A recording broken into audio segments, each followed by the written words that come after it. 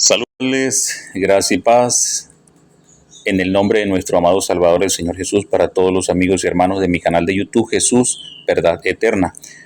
Un gusto nuevamente poder estar aquí y le doy gracias al Señor por este privilegio que me permite estar transmitiendo y poderles traer en esta nueva ocasión pues un tema muy importante titulado Engañados por no escudriñar las Escrituras. Ese es el título del tema que les traigo.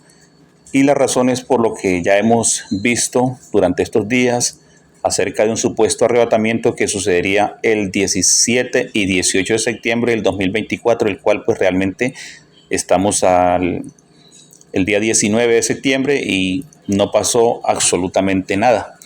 Todo esto indica de que fue una falsedad total. Así que pues sin más preámbulos, hermanos, espero que esto que voy a decir acá le sirva como de orientación y reflexión para que usted no se deje engañar.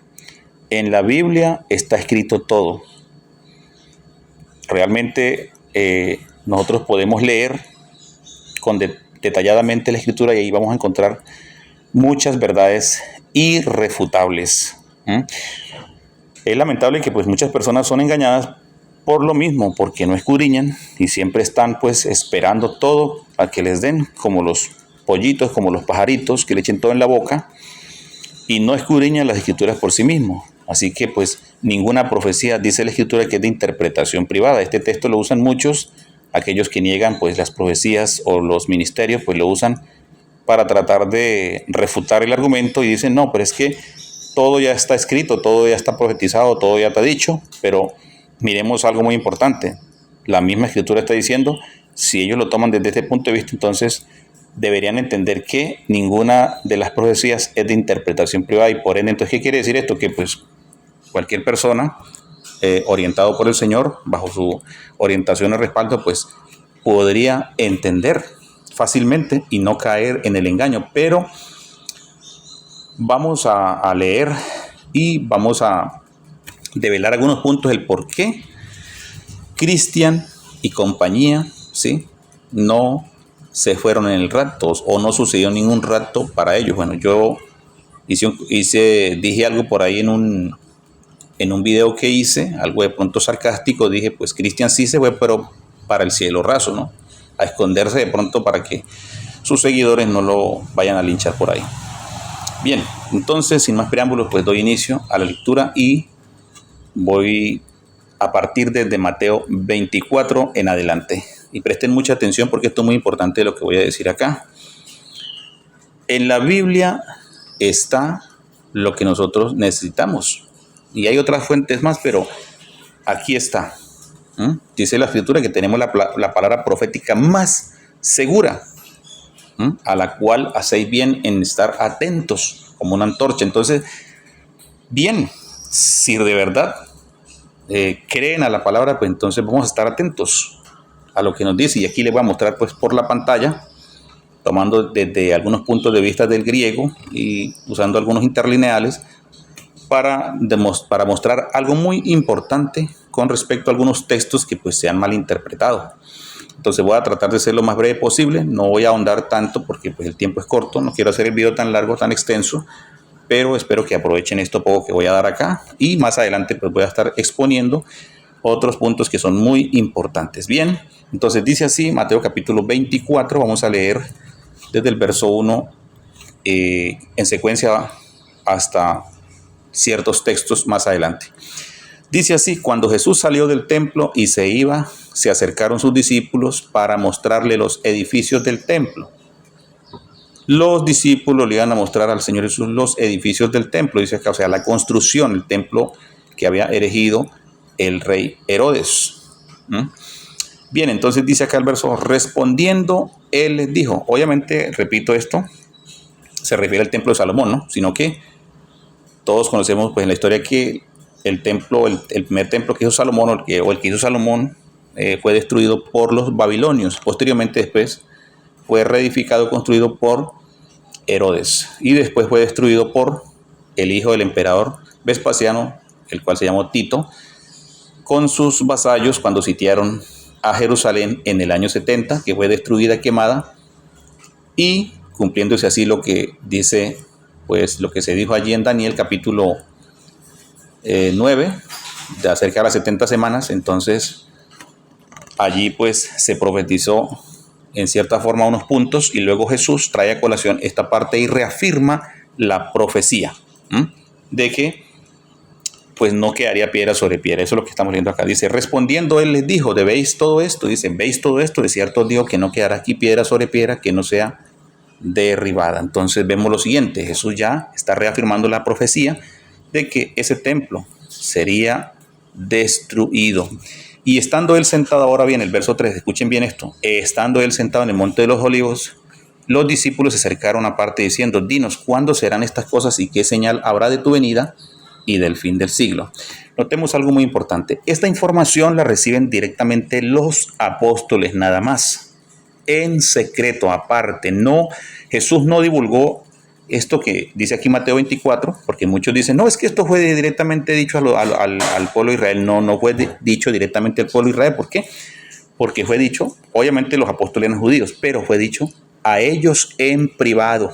Esta información magistral, el Señor se la da a sus discípulos en privado. Por eso dice, estando él sentado en el monte de los olivos, o el olivar como se llamaba, o como se llama, creo que aún, los discípulos se acercaron, dice aparte, diciendo, dinos cuándo serán estas cosas y qué señal habrá de tu venida y del fin del siglo. Notemos unos aspectos muy importantes ahí. Notemos que dice, dinos cuándo serán estas cosas. ¿Cuáles cosas? La destrucción del templo. De ahí viene esa inquietud, o sea, ellos querían saber, tenían esa incógnita, esa inquietud, cuándo iba a ser esa destrucción. Entonces él les dice, dinos, ¿cuándo serán estas cosas y qué señal habrá de tu venida y del fin del siglo? Ellos querían saber cuándo era la destrucción, cuándo iban a suceder esas cosas y qué señal pues habría de la venida de él. Entonces aquí claramente está en singular, dice en modo indicativo, dice cuándo serán estas cosas y qué señal habrá de tu venida. No dice señales, no dice parucías, no, habla de tu venida, una sola. Y eso lo podemos contextualizar también con lo que dice allí Hebreos capítulo 9, verso 27 al 28, donde dice que así como Cristo fue ofrecido una sola vez en expiación por el pecado de muchos, dice, así también aparecerá por segunda vez, dice acá, aparecerá por segunda vez sin relación con el pecado para salvar a los que le esperan. ¿Quiénes son los que le esperan? La iglesia del Señor. Los judíos en este momento, esos judíos ortodoxos no están esperando a ningún Mesías. El Mesías que nosotros esperamos, repito, ¿no? Sino ellos están esperando otra cosa. Ellos están esperando al Mesías que que venga por primera vez. Ellos no están esperando el Mesías que nosotros estamos esperando. ¿Por qué? Porque ellos nunca reconocieron a Jesús como su Mesías, sino simplemente como un profeta más. Entonces, por ende, ellos, los judíos ortodoxos o ultraortodoxos, no están esperando a ningún Mesías que venga por segunda vez, sino ellos lo están esperando es por primera vez. Ahí está la diferencia. Entonces, aquí viene el punto. Entonces, ¿quién le está esperando? Sin duda ninguna, la iglesia. ¿Y qué señal habrá de tu venida? Entonces, punto 1, la parucía. Y del fin del siglo. Entonces, señal. ¿Qué señal habrá de tu venida? ¿Qué señal? Habla de una señal. No dice señales, una señal. Y esa respuesta la encontramos más adelante. Ahorita la vamos a ver allí en Mateo capítulo 24, verso 29 al 30. Ahí está la respuesta del Señor a sus discípulos. Todo esto hay que entender lo que se dice. Hay que hacer una diferencia en algunos aspectos. Que no todo esto que está acá, obviamente está cumplido. Y algunas cosas se cumplieron. Por ejemplo, la destrucción del templo se cumplió. Que Jerusalén fue destruida, claro que sí. Entonces, esas cosas ya sucedieron. Entonces, hay que mirar los tres tiempos. Pasado, verbo tiempo pasado, verbo tiempo presente y verbo tiempo futuro. Entonces dice acá, respondiendo Jesús les dijo, mirad que nadie os engañe. Ese es el punto importante. Mirad que nadie os engañe. Y eso es lo que muchos pues no han tenido en cuenta. Y por esa razón, hoy en día, encontramos de que muchas personas han sido engañadas. ¿Por qué razón? Porque no miran, no prestan atención a las enseñanzas de Jesús. Se ponen a creer cualquier otra cantidad de cosas menos lo que está escrito acá. Entonces Jesús advierte, hay una advertencia anticipada, ¿sí? Y dice, respondiendo Jesús les dijo, mirad que nadie os engañe. Ahí la palabra que tenemos es engañar. O sea, engañar es mentir, es defraudar. Una persona que miente es un engañador, es una persona que defrauda. Entonces dice, porque vendrán muchos en mi nombre. Aquí tenemos un pronombre posesivo que es onoma, que quiere decir en mi identidad. Porque vendrán muchos, no son pocos, sino muchos en mi nombre. Y en este caso, pues ahí está Cristian, que hablaba siempre de que Dios le dijo, Dios le mostró que Dios esto y aquello, o que el Señor le dijo, está hablando el nombre del Señor. Entonces definitivamente, pues, todo el mundo cree que porque está hablando el nombre del Señor, entonces Dios le está hablando. No, porque Cristo mismo dijo, aquí lo está advirtiendo, ¿sí? Que muchos vendrían en su nombre. Eso significa ahí en el griego onoma, que significa autoridad o identidad, o también refleja lo que es el carácter del sujeto. En este caso el sujeto es el Mesías, que está hablando acá, diciendo, yo soy el Cristo, el ungido. Yo soy el Cristo, ¿sí? Con artículo definido, un pronombre posesivo que hay ahí.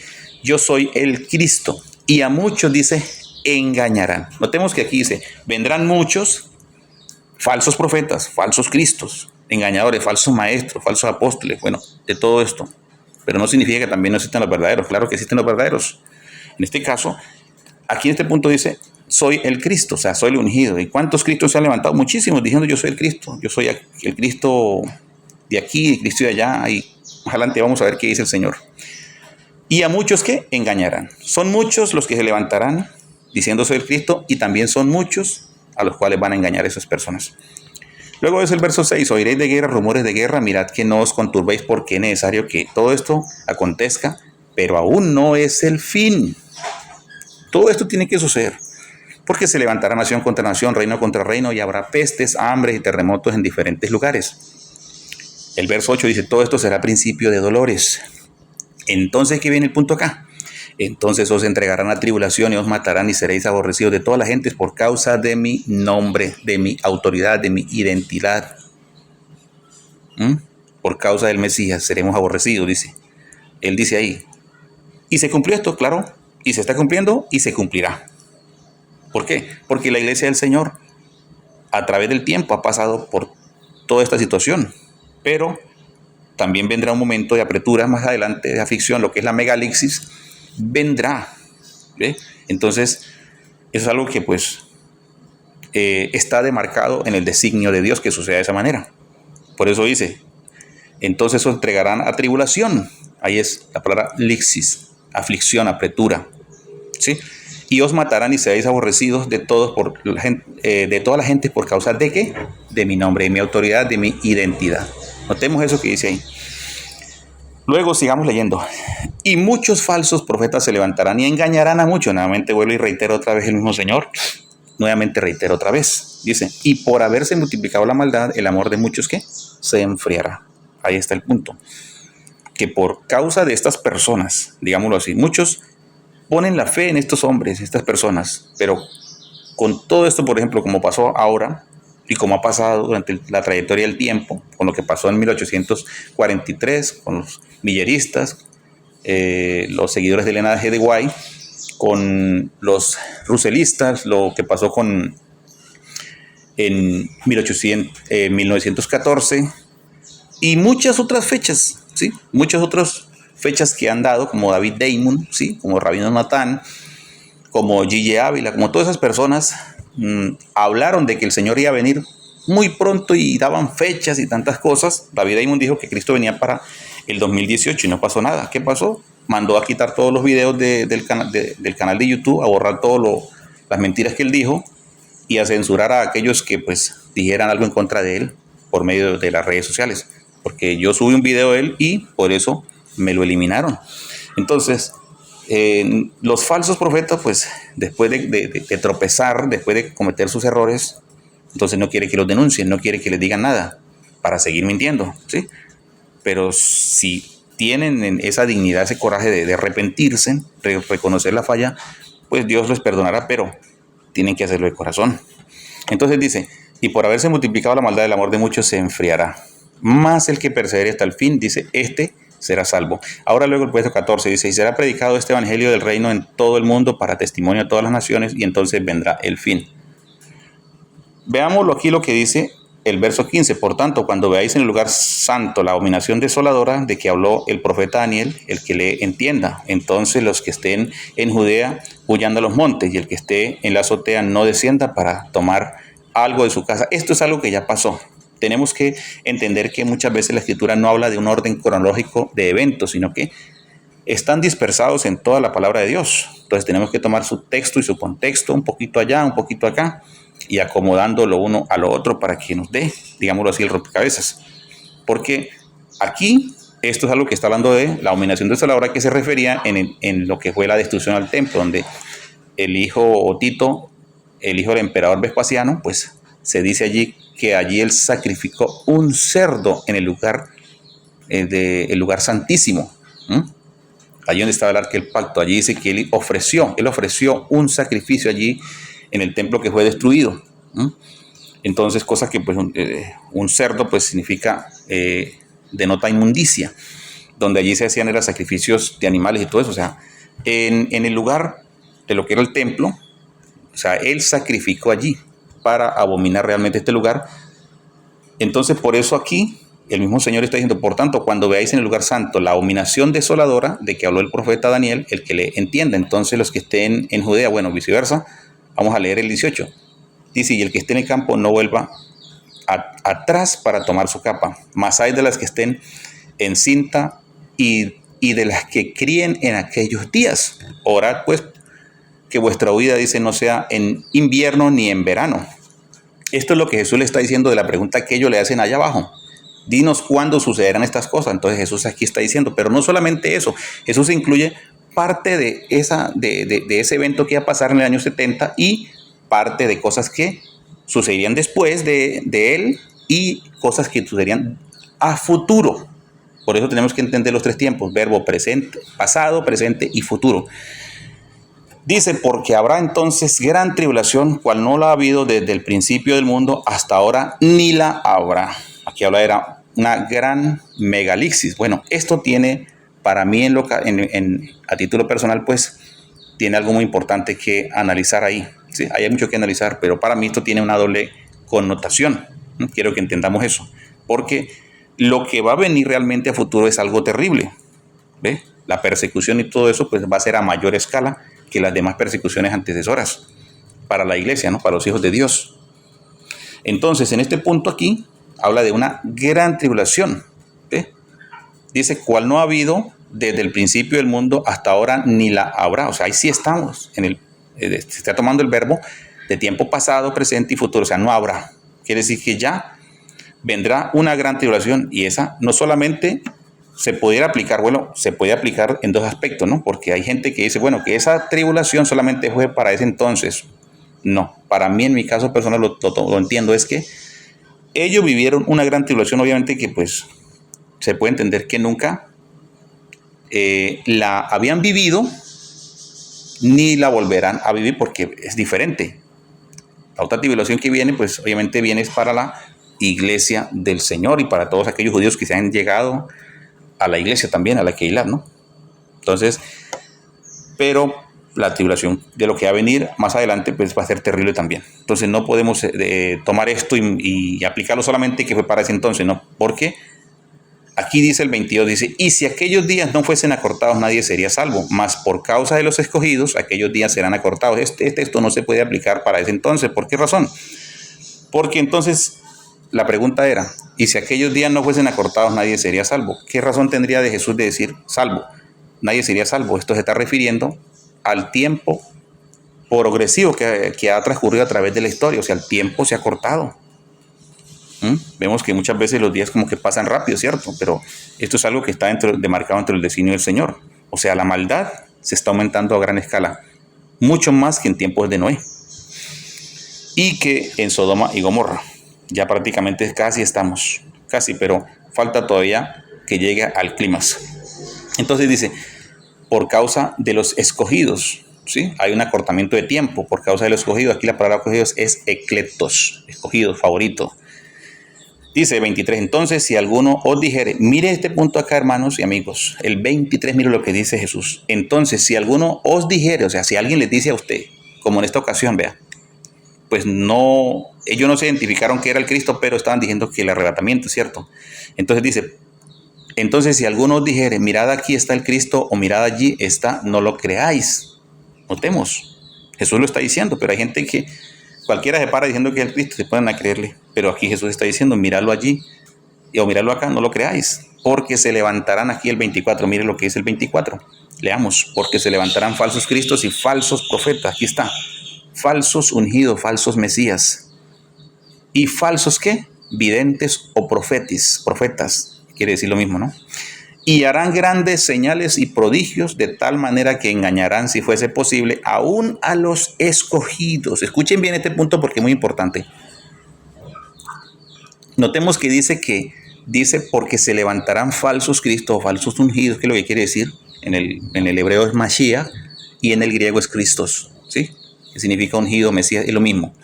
Dice, y falsos profetas que van a decir, mire, Dios me mostró, Dios me reveló, Dios me dijo esto y aquello y lo otro, y van inclusive a hacer milagros. ¿Y cuántos han hecho milagros? Entonces, ¿qué pasa? Jesús lo dice, y prodigios de tal manera que engañarán, escuchen bien, engañarán si fuere posible a uno de los escogidos.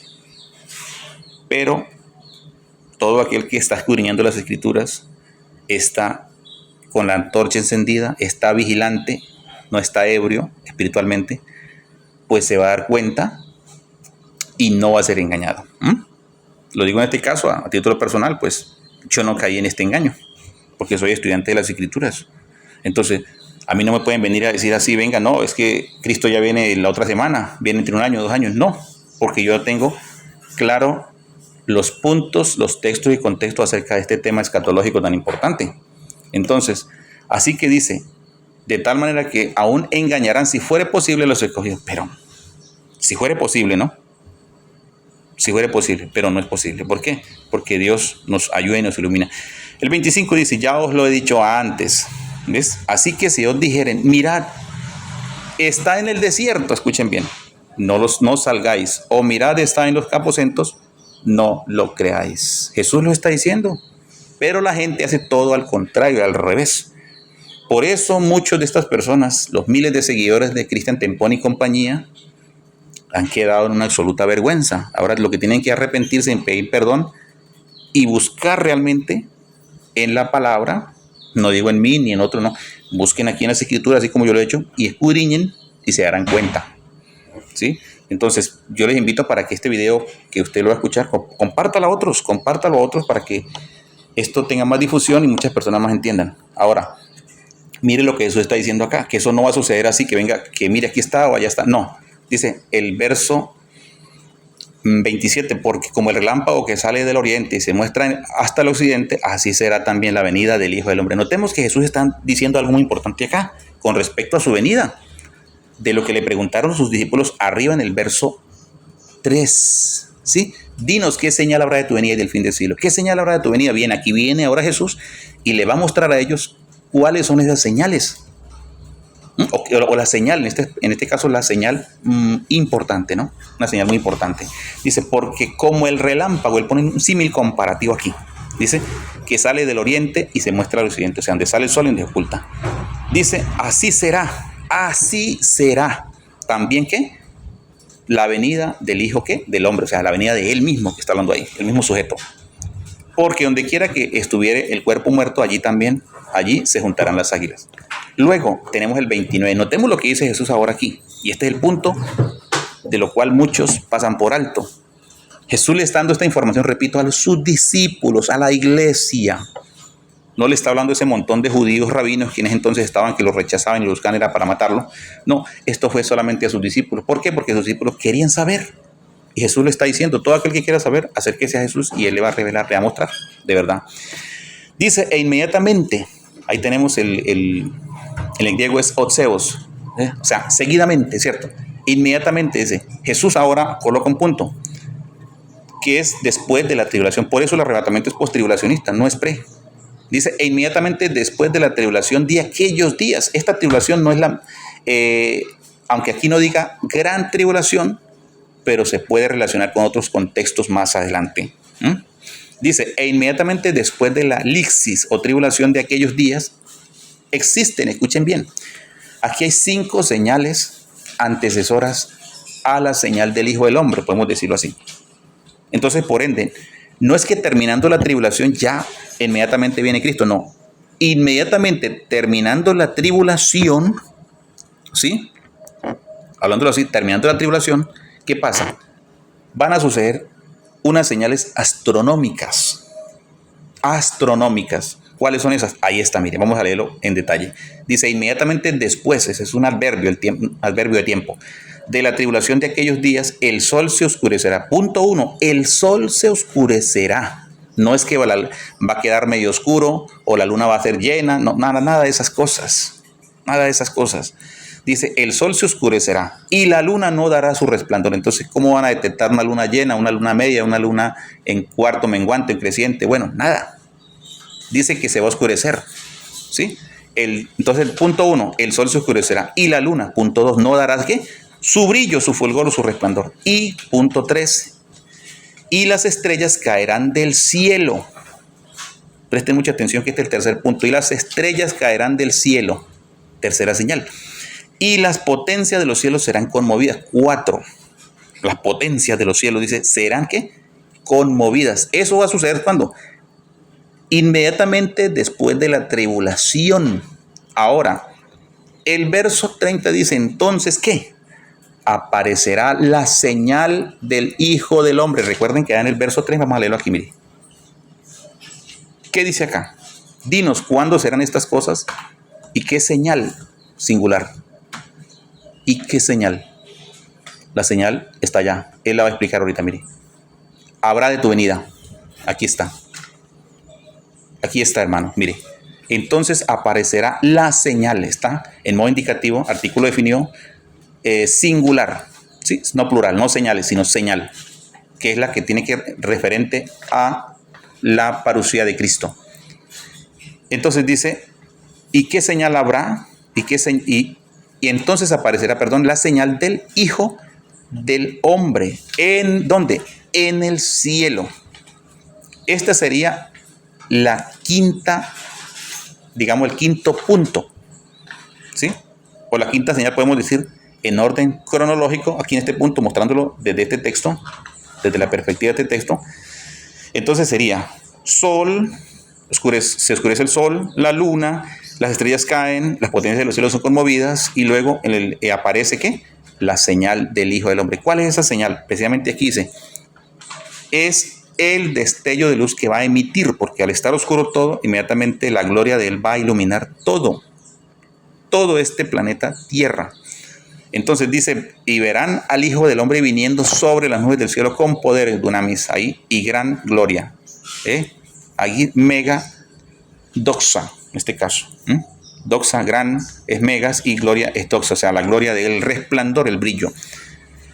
Y el verso 31, que es punto muy importante, dice, y enviará a sus ángeles con gran voz de trompeta y juntarán.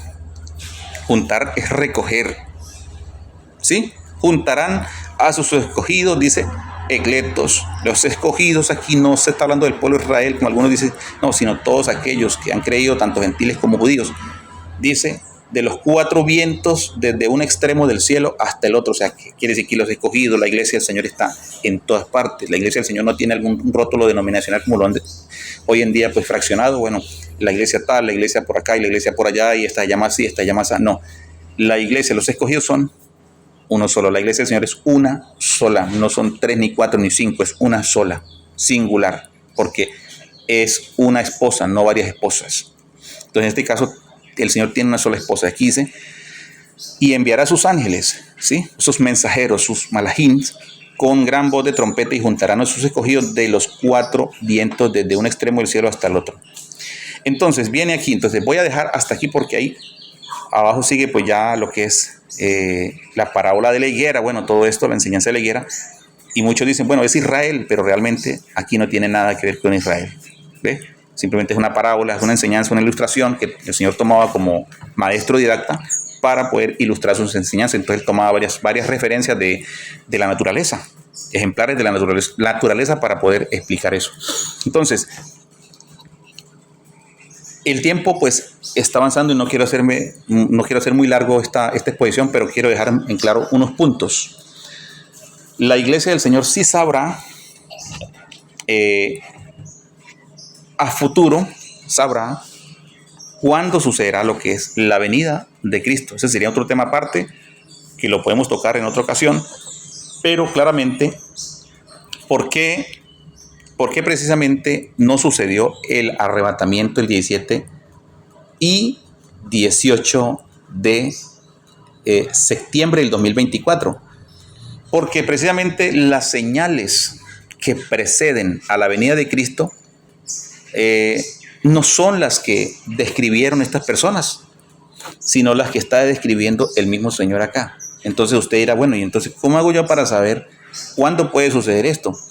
Precisamente cuando usted lee la Biblia en contexto, ¿sí?, usted lo va a entender.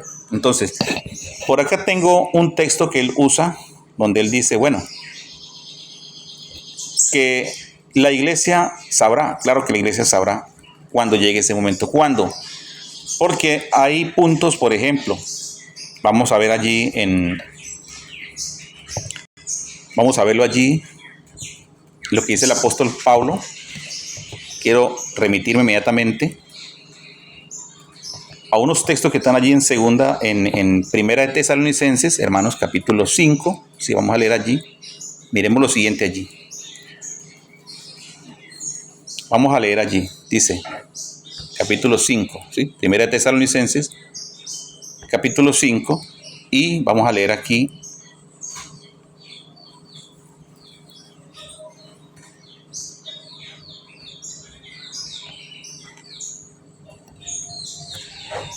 bueno, permítame buscar por acá, ya estoy buscando por acá para poder leer los textos acá. Ok, entonces tenemos acá capítulo 5. Miren lo que dice acá el texto, hermanos. Vamos a leerlo. Acá dice, pero acerca de los tiempos y de las ocasiones no tenéis necesidad, hermanos, de que yo os escriba. Porque vosotros, dice, sabéis perfectamente que el día del Señor vendrá así como ladrón en la noche. Notemos lo siguiente. Aquí el apóstol Pablo dice, porque vosotros sabéis, o sea, aquí tenemos el verbo saber. Perfectamente que el día del Señor, dice, vendrá así como ladrón en la noche. O sea, los hermanos, la iglesia debe saber perfectamente que el día del Señor vendrá como ladrón. Pero ¿para quiénes vendrá como ladrón? Es el punto, ¿cierto? ¿Para quiénes? Precisamente para aquellos que lo uno no le esperan ni saben, están en tinieblas, están ciegos. Tinieblas implica lo que es ceguera espiritual y falta de conocimiento. Eso implica lo que es las tinieblas en este caso, en el sentido espiritual. Dice que cuando digan paz y seguridad, entonces vendrá sobre ellos destrucción repentina como los dolores a la mujer encinta y no escaparán. Pero el verso 4, mire lo que dice, mas vosotros, hermanos, no estáis en tinieblas para que aquel día os sorprenda como ladrón. Notemos eso. Qué bendición. O sea, nosotros, la iglesia dice que no estamos en tinieblas, por eso a nosotros no nos va a agarrar desapercibidos el arrebatamiento. ¿Por qué? Porque hay muchas señales que preceden a la venida de Cristo. Entre esas, ahora, estoy hablando lo que va a pasar después de la tribulación de aquellos días, ¿no? Que recordemos que el gobierno de la bestia es por 42 meses, ¿sí? Dentro de ese marco va a pasar muchas cosas. Pero el apóstol Pablo aclara algo muy importante acá. Esta carta la escribió el apóstol Pablo a la iglesia y se la escribió con un objetivo de dejarles claro acerca de la venida de Cristo. Precisamente en estas dos cartas donde Pablo más le habla y también en Corintios 15 y otros textos más como el apóstol Pedro. Porque todos vosotros sois hijos de luz e hijos del día, no somos de la noche ni de las tinieblas. Notemos eso. Aquí claramente dice, por tanto, el 6, no durmamos como los demás, sino velemos y seamos sobrios. Ahí velar o estar sobrio es nefo, en el griego es nefo, o sea, estar libre del estupor, del engaño. Entonces, pues los que duermen de noche duermen y los que se embriagan de noche se embriagan. Entonces, veamos lo que dice ahora aquí. Vamos a leer ahora Segunda de Tesalonicenses, porque esto está en contexto. Y veamos lo que dice aquí el texto, mire. nuevamente, pero con respecto a la venida de nuestro Señor Jesucristo, o Jesús Cristo. Recordemos que los apóstoles le preguntan a él, ¿qué señal habrá de tu venida y del fin del siglo? Ahora le preguntamos a Pablo, Pablo, ¿y qué señal hay de la venida de Cristo? ¿Qué hay? ¿Sí? Para nosotros ya no incurrir en un error de interpretación o caer en el error, en el engaño del diablo. Precisamente dice, pero con respecto a la venida de nuestro parusía, dice, de nuestro Señor Jesús Cristo y nuestra reunión con Él. ¿Cuál es la reunión? Cuando nosotros seamos arrebatados y subamos a recibirlo en el aire, ¿sí? Para reunirnos con Él. Eso se trata. El arrebatamiento, la venida, el arrebatamiento y la reunión con Él. Dice, que no os dejéis mover fácilmente de vuestro modo de pensar, ni os conturbéis ni por espíritu, ni por palabra, ni por carta, como si fuera nuestra, en el sentido de que el día del Señor está cerca. Noten algo muy importante acá. Pablo les da una recomendación, así como Jesús les dijo a sus discípulos. Él les advierte de los engaños y todo, y les da pautas para que entiendan. Entonces, dice acá, que no os dejéis mover fácilmente de vuestro modo de pensar, de lo que ya ellos habían recibido, ni os conturbéis, ni por espíritu, vean. ¿Por qué? Ni por palabra, ni por carta, porque actualmente esto que pasó acá, ellos dicen que fue el Espíritu de Dios, que esto es algo espiritual y que Dios les reveló y que Dios les mostró por sueño, por visión y todo eso. Ni por palabra, o sea, por ejemplo, palabra, sí, literalmente que alguien llegue y diga, bueno, Cristo viene entre un mes, un año. Nada, ni por carta, por ejemplo, podía haber que alguno de ellos pudiera desviarse y escribir, no, Cristo va a venir para tal fecha, ¿no? Que tuvieran mucho cuidado con eso, ojo con eso. Es lo que les está advirtiendo el apóstol Pablo. Dice, ¿en el sentido? ¿En qué sentido? De que el día del Señor está cerca, o que digan, es que el día del Señor ya llegó, así como pasó ahorita, 17 y 18 es el arrebatamiento. Precisamente Pablo está diciendo que tengan cuidado con eso. Y el verso 3 añade un punto, y aquí voy a terminar porque pues para no hacerlo más largo. El verso 3 es muy clave. Dice, nadie os engañe en ninguna manera, porque no vendrá sin que antes venga la apostasía y se manifieste el hombre de pecado, ¿sí? El hijo de perdición. Notemos acá, voy a terminar acá en este punto. Nadie os engañe en ninguna manera, porque no vendrá. Notemos que arriba se está hablando de qué, porque con respecto a la venida, está hablando de la venida, venir, ¿cierto? Y tenemos eso es un verbo.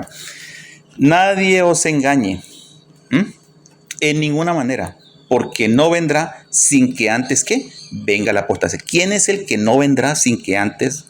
A ver, ¿quién es el que no vendrá sin que antes venga la apostasía y se manifieste o se haga visible el hombre de pecado, el sin ley? Como lo dice el griego. Precisamente es Jesús del que está hablando aquí en el verso 1, porque no vendrá ¿quién? El Señor, sin que antes venga ¿qué? La apostasía. La rebelión, como se entiende también, dice. Entonces, punto. Viene la rebelión, luego la manifestación, ¿sí? Que se manifieste el hombre de pecado. Entonces sería rebelión y manifestación del hombre de pecado, o comúnmente conocido con el adjetivo calificativo hijo de perdición, bestia, anticristo. Bueno, tiene varios seudónimos, digámoslo así. Y obviamente pues dice que el cual se opone se levanta contra todo lo que se llame Dios. Entonces, hermanos, aquí está muy claro. Les invito a que también vean un estudio que tengo que se titula La iglesia sabrá el día y la hora de la venida de Cristo, o sea, del Señor Jesús. Ahí está en mi canal, le invito para que vean ese estudio muy bueno y dejen sus comentarios ahí. Y ahí se van a dar cuenta donde yo explico el por qué sí la iglesia sabrá el día y la hora de la venida de Cristo. Más adelante voy a estar explicando basado al griego, porque el tiempo no me da ahora, para no hacer tan largo este video. Voy a explicar los textos que usaron Cristian y compañía, donde dice, bueno, que nadie sabe el día y la hora. Bueno, muchos usan esa excusa para decir, bueno, es que nadie sabe el día y la hora, porque Jesús lo dijo. Bueno, pero vamos a ver cómo podemos hacer este análisis y a darnos de cuenta que realmente muchos han malinterpretado estos textos y los han distorsionado, los han descontextualizado, porque no le dan la debida interpretación. Entonces, ahí en ese video explico en gran parte estos textos, ¿sí? Junto a sus contextos. Bien, hermanos, entonces, así que, ojo, nadie os engañe, porque no vendrá el Señor sin que antes que venga la apostasía, la rebelión y se manifieste el hombre de pecado. Así que esos son señales muy cruciales cuando la apostasía ya está, ¿sí? Pero ¿dónde está el hombre de pecado? No se ve todavía, no se ha manifestado, porque manifestar significa hacerse visibles, hacerse, mostrarse, darse a conocer. Eso significa manifestarse y se manifieste. ¿Bien? Creo que aquí están ya, y se manifieste, está en voz activa, si no estoy mal aquí en este punto. Entonces dice el hombre de pecados, Joantropos, ¿sí? Ahí dice el hombre de pecado. Bien, hermano, entonces gracias y paz para todos. Un fuerte abrazo y compartan este material.